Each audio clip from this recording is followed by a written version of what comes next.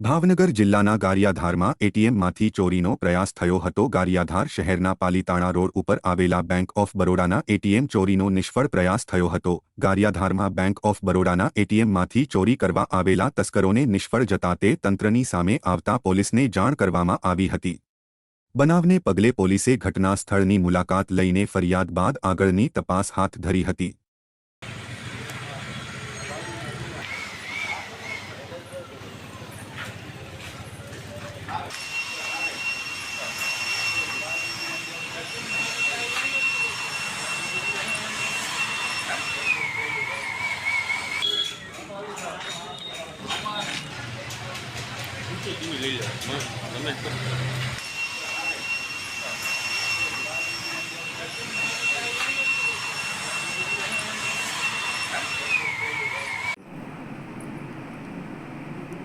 હું Niket Panchal, bank of Baroda Gariadhar branch manager.